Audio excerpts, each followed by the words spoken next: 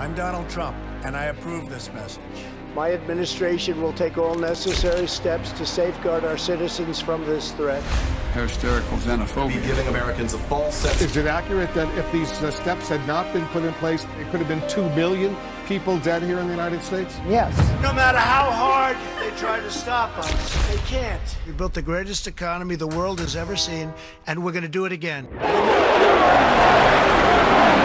Together, we're beating back the invisible enemy. What the federal government did was a phenomenal accomplishment. Through it all, the world has witnessed the unyielding resolve of our incredible American people. Promise made, promise kept. And I'm fighting for you, and I love doing it with everything that I have. And you know that. With the grace of God, we will win this war, and we will win this war quickly. And we will make America great again. Trump campaign is now reaching voters online. You are seeing the President of the United States. Look at the lines.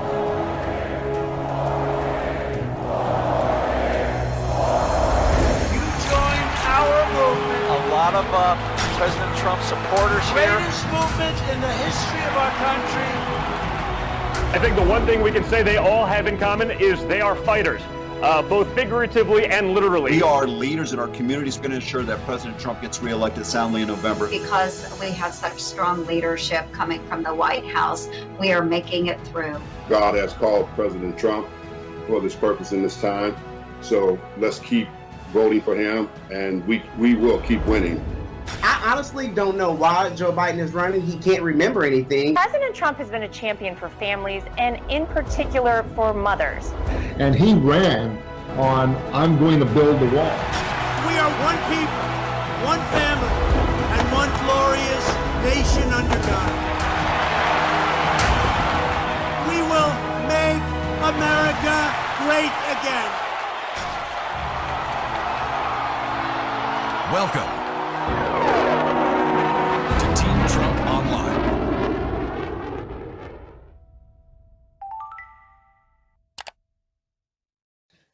Good evening, everyone, and welcome to Military Families for Trump Online. I'm Marc Lauder, Director of Strategic Communications for the Trump-Pence 2020 campaign. And let's start off today by recognizing that it is Armed Forces Day, and we honor the millions of Americans who are serving our country in uniform here at home and around the world. But one of the things we've got to understand and recognize that it's not just the men and women in uniform that we need to think of on days like this. It's their families back home and stationed with them around the world.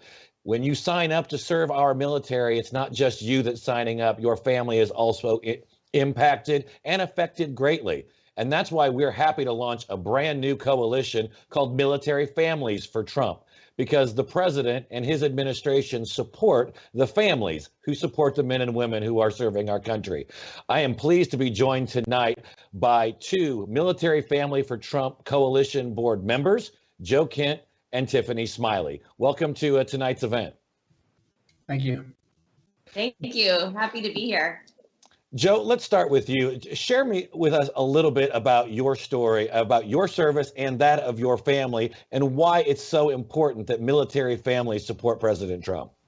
Absolutely. Thank you very much for having me. My name is Joe Kent. I served for over 20 years in Army Special Operations. My wife, Ann Kent, she served for 15 years in the United States Navy Special Operations before she was killed in action fighting ISIS last January in Syria. Supporting President Trump is very important to me and to my family because President Trump has enabled our military to defeat our enemies, namely ISIS in Iraq and Syria, has enabled us to push back on Iran and fight them for the first time really in 40 years. President Trump has also enabled us to push back on Russian and Chinese aggression. So supporting President Trump and his continued success is critical to our nation and to our military. No, thank you for your service and that of your family. Tiffany, why don't you share your story with us as well? Yeah, so I grew up in a farm, rural area in southeastern Washington State. Didn't have anyone that served in the military in my family, just knew the farming life. Ended up marrying my high school sweetheart, Scotty Smiley. I always joke, our new last name was Smiley.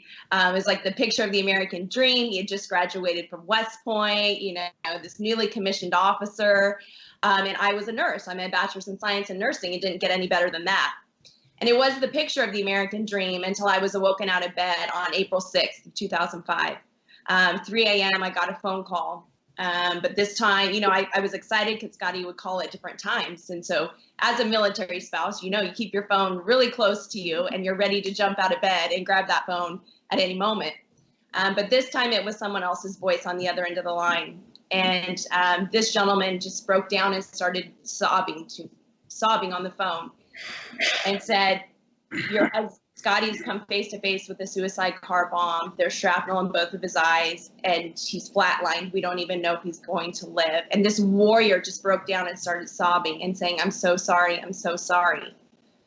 And it was in that moment that my American dream blew up into a million pieces.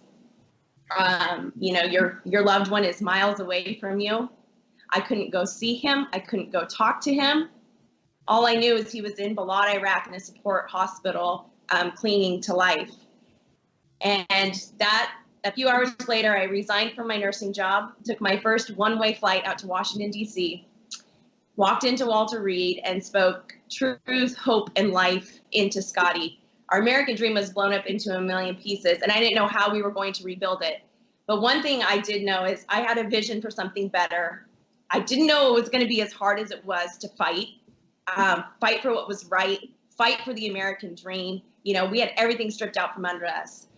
And shortly after being at Walter Reed, I was brought into a room with VA administrator, doctors, high-level officials. I had power of attorney, and they said, Mrs. Smiley, you have power of attorney. Sign the medical retirement to, get your husband out of the military and start the medical retirement process. I looked at them and I said, no, I'm not signing it. They looked at me a little bit confused, like, what do you mean you're not signing it? And I said, I believe my husband should make that decision and we should allow him to fully recover before this decision is made. I'm not signing it. And the doctor pushed it in front of me a little bit further and he said, ma'am, you don't understand. Your husband has no eyes. There has never been someone to continue service to our country blind. Like, why would you not sign the paperwork? I said, I'm not signing it. I knew our American dream was going to take a fight, and I knew it would be standing up for what I knew was right. So I refused to sign that paperwork. Scotty did go on to become the first blind active duty officer to continue service to our country. So he served a whole another decade completely blind. We moved 8 times in 10 years. He went on to Duke and got his MBA. I think the hardest part is in that story is knowing that fight was so here we had served our country, and then all the bureaucracy, all the red tape that we had to go through just to survive. But the joy at the end of the story is that the American dream is alive and well. Our family lives it every day. We have skin in the game. This country has given back to us tenfold. We have businesses. We are thriving. We are able to continue service to our country. And the Trump administration has given us a voice and given us this opportunity to say, we live in a great country. Yes, we sacrificed greatly for it, and we every day live in that sacrifice. But there is so much joy in hard work, in believing in American dream, and believing in something better for our children.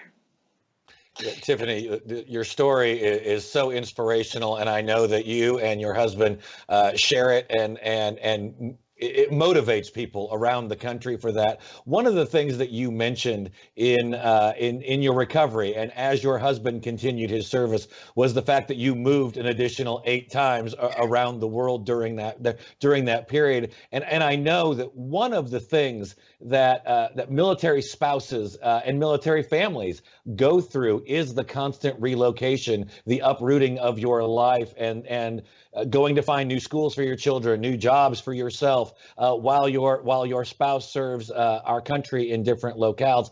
One of the things that First Lady Melania Trump and Second Lady Karen Pence, who is also a military mother, have recognized the need to support the spouses and families of our military service people while they are deploying around the country and around the world. You've been a part of those events. Tell me what kind of experiences you've seen coming from that.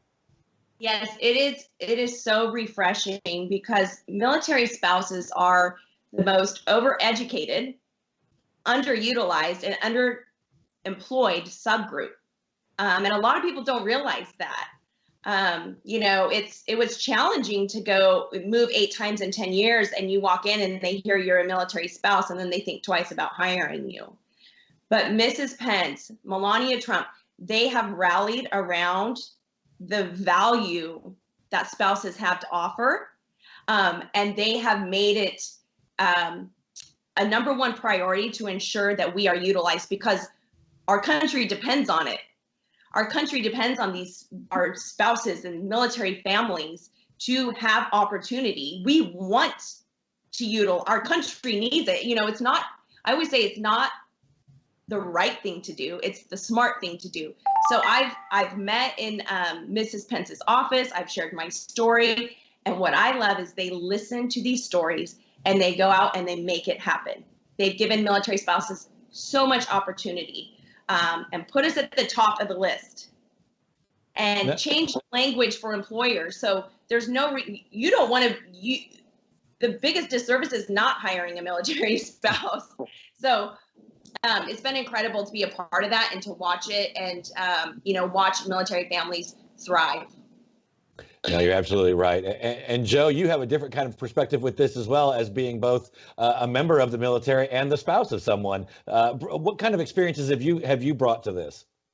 My biggest experience has been unfortunately, as a Gold Star husband, as a surviving spouse after my wife was killed. And that started the first day I went over to receive Shannon's remains. President Trump, First Lady, Vice President Pence, the entire national security cabinet were there to grieve with us. President Trump took time out of his very busy schedule to meet individually with all 4 families if he wanted to. My wife was killed along with John Farmer, Scott Wirtz, and Goodyear Taha. And President Trump took the time to chat with all of us individually. He took 20 minutes to talk with me privately. That meant the world to me. I had served in some of the same locations that Shannon had fought in, so the wars are very personal to my family. President Trump understood that. He wanted to hear the ground truth from that area of the world, what was going on. So I really appreciated him just taking that time. And that didn't just stop there at Dover. After that, President Trump invited all of us Gold Star families from the incident in Syria and then 50 others to the White House on Memorial Day. That event didn't receive a lot of press coverage, but it was hosted in the West Wing in the residence. Again, President Trump took the time to meet with, I think, all the families that wanted to chat with him individually, him and the First Lady and the Second Lady and the Vice President hosted us. We had a candle lighting vigil. So that personally really impacted with all the families. We all got a chance to tell our story to each other and the president, the chairman of the Joint Chiefs of Staff, and the entire national security cabinet that were there. So on a personal level, that really helped. President Trump also took the initiative to appoint a Gold Star representative at the Pentagon who serves directly for the Secretary of Defense. And Trump's the first president in our history that's done this. And he didn't just pick a DC bureaucrat. He actually picked Jane Horton, who's also a Gold Star survivor. Her husband was killed in Afghanistan fighting for our country. So he put someone there who understands the issues at a deep and personal level. And Jane goes out of her way to reach out to every single Gold Star family. And through Jane, we can speak directly with the White House many times. So that's really helped flatten things out and make every Gold Star voice heard. So President Trump's care and attention that he's put on the Gold Star families has been just incredible. You're absolutely right. And thank you. Our country owes you, your family, and of course, Tiffany and Scotty as well, a debt that we could never fully repay. We're going to take a quick break. And when we come back, we're going to continue this discussion and talk about ways that the the Trump administration is moving forward and helping the families of our men and women in the military and our veterans. Be right back.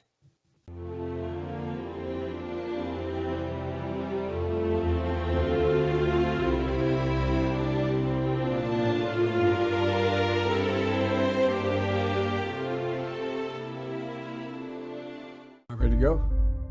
This is a crisis. This is no time for Donald Trump's record of hysterical xenophobia. Biden's son inked a $1 billion deal with a subsidiary of the Bank of China. Why are we getting nervous, man? China is going to eat our lunch? Come on, man. They're not bad folks. Since the outbreak, the Communist Party has been mobilizing overseas organizations to buy local supplies and send them to China. The growth of China is overwhelmingly in our interest. What a beautiful history we wrote together. Banning all travel will not stop it. The president is right. That travel restriction on China, as every public health official we've talked to said, bought the country time. Hysterical xenophobia. Xenophobia. Joe. I complimented him on dealing with China. I'm not going nuts. I'm Donald Trump, and I approve this message.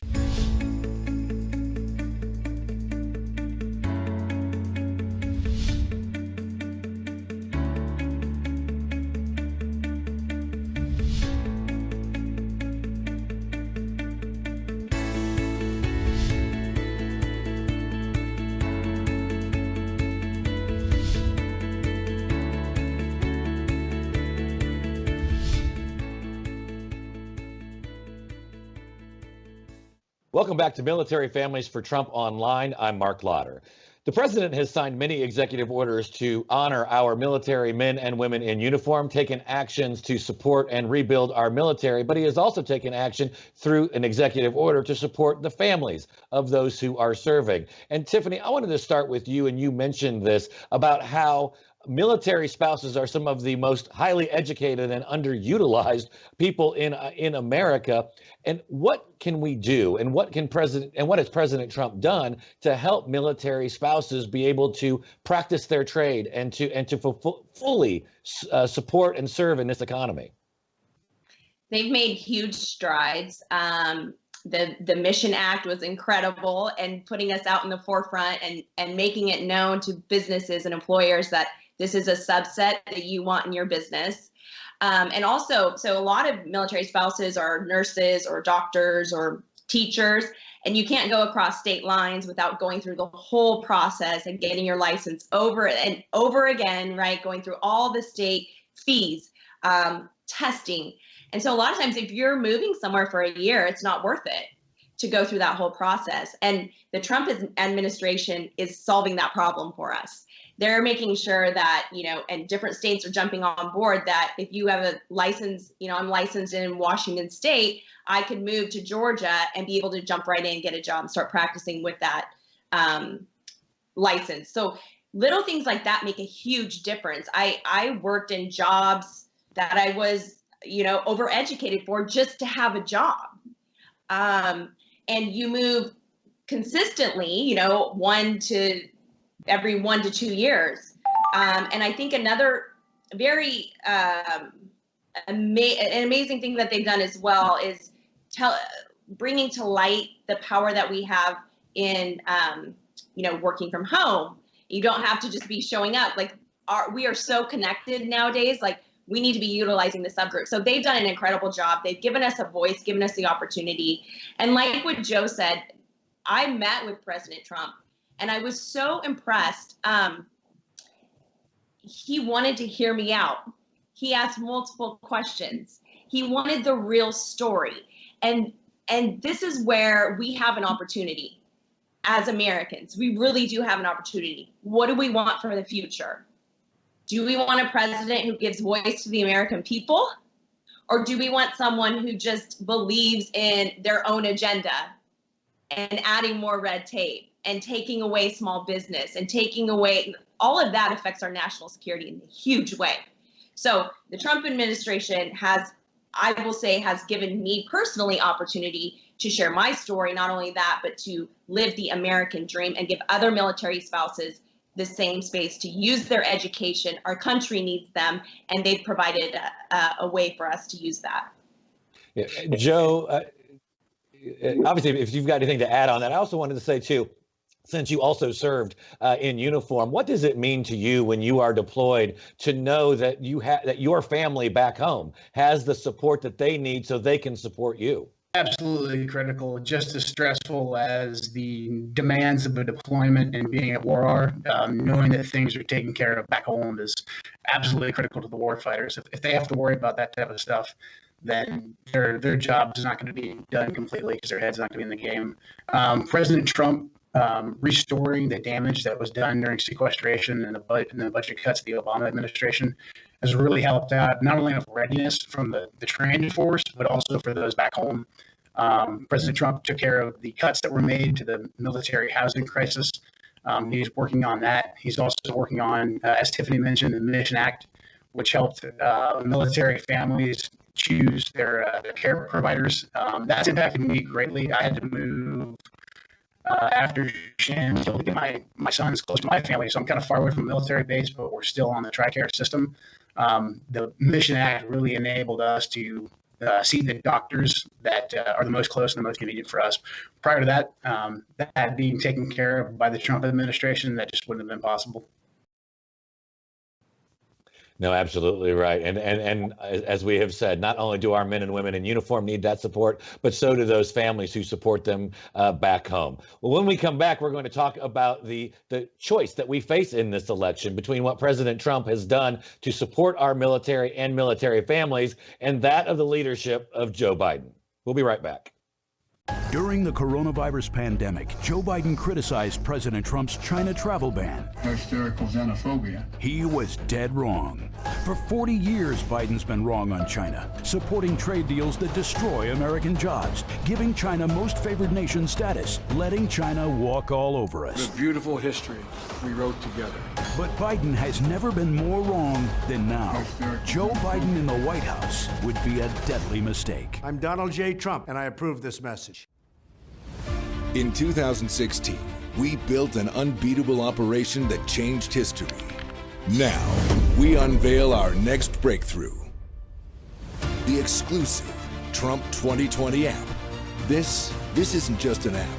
This is your source for real news, not fake news. Straight from the campaign and the president himself. This is your direct line to give input on key campaign issues. Your portal to register voters. Host MAGA meetups. Your scheduler. Your application on becoming a Trump team leader. Join millions and get a front row seat to our virtual events. Watch Team Trump every night at 8 p.m. Eastern Standard Time. Earn points. Get rewarded. Get the presidential photo. Oh, and did we mention this is your personal shopper too? So just to repeat, this isn't just an app. This is your tool to keep America great. Join the Army for Trump and download the app today.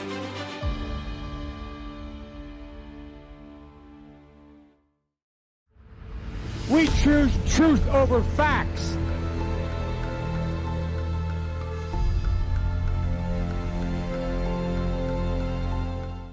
Welcome back to Military Families for Trump Online. I'm Marc Lauder.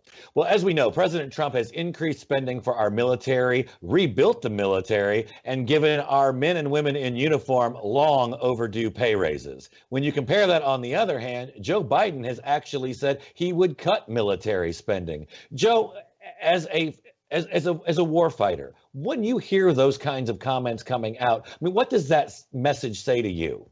With Joe Biden, it's very clear because we've seen 8 years of what Joe Biden would do. He's been in the Oval Office before as the vice president, and during the Obama administration, many promises were made about ending wars and a more pragmatic foreign policy, and that just didn't materialize. We continued to deploy to war, but without a clear-cut military objective on how we would defeat the enemy, like we've had with the Trump administration.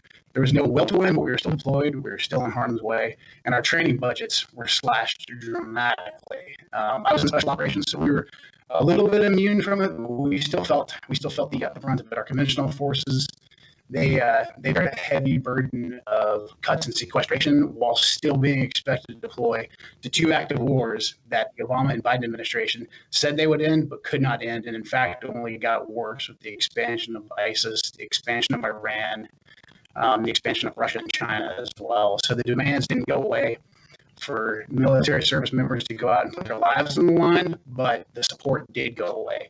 So with Joe Biden, it's very clear we would just return to Obama-level deployments, which are never ending, and sequestration, which would slash our budget and kill readiness. Yeah, Tiffany, obviously you bring a perspective as well with this, including with your family. Yes.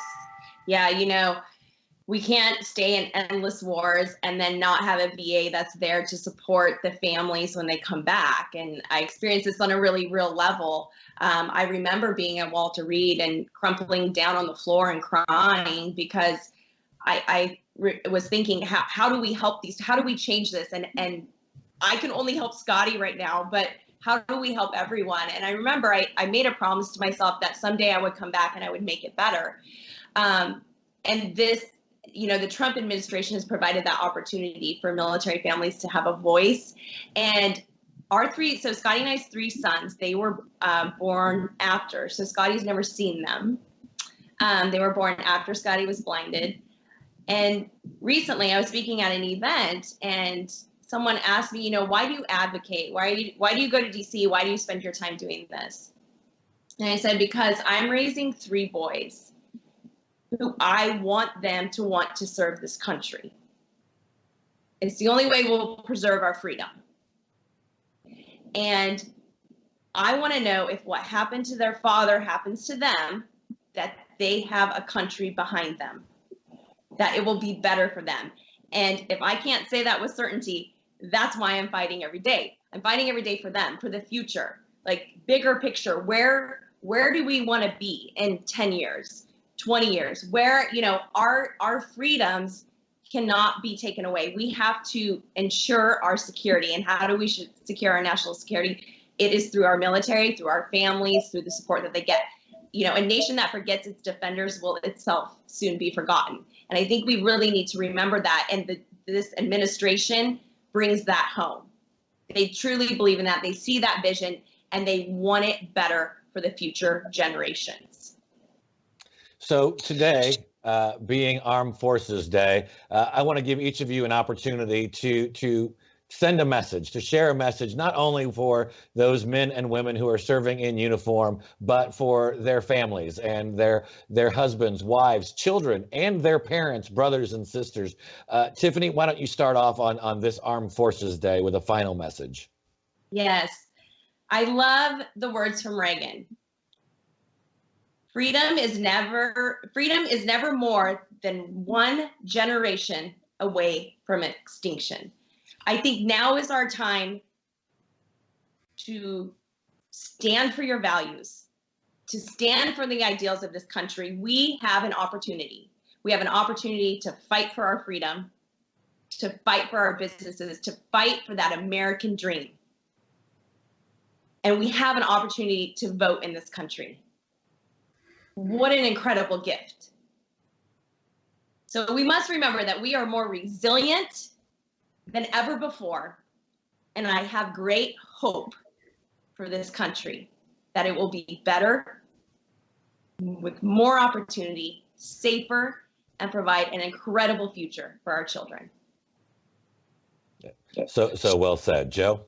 Yeah, I'd like to thank everyone that's deployed or supporting a warfighter that's deployed right now, so the families and all those that are going forth in harm's way in defense. I can't thank them enough for what they're doing. Just want them to stay focused on their task at hand. And then, as Tiffany said, remember, they have the opportunity to vote coming up this November. It's going to be a pretty clear-cut choice. President Trump's put us on a trajectory to allow our military to defeat our enemies like we haven't had in this country, quite frankly, in my lifetime. I've served for over 20 years. The Trump administration has enabled us to destroy our enemies and put us back on a trajectory that puts America first. We're not fighting for an ideology of rebuilding nations or extending a hand to countries that don't want our help. Trump has put our country first, And our military is going to need to be ready to stay focused on combating China and Russia in the future as we wind down these endless wars. President Trump's the only president who's actually presented a plan and taken steps towards ending the wars. He's probably going to need another 4 years to actually make that happen. But considering the fact that he ran on defeating ISIS, we've defeated ISIS. He ran on pushing back against Iran. We've fought back against Iran like we never had before in over 40 years. I think President Trump has earned all of our votes going forward this November. So thanks again for everyone that's deployed, and I hope to see him home soon. Thank you, Joe, and thank you, Joe and Tiffany, for the service and sacrifice by you and your families. Again, we owe you a debt that will never fully be repaid. And thank you for joining us again tonight and tuning in. If you want to join the fight to protect healthcare, to protect our troops and honor them, and to reelect President Trump, make sure you download our new app. You can download Trump 2020. It's available on Apple and or your Android devices. You can also sign up armyfortrump.com. Let us know you want to get involved. And as always, you can text family to 88022 and join Military Families for Trump. It's one of the many great coalitions we have out there supporting the re-election of our great president. So until next time, stay safe, stay healthy. Thank you for all you're doing to help re-elect the president, and we'll see you next time online.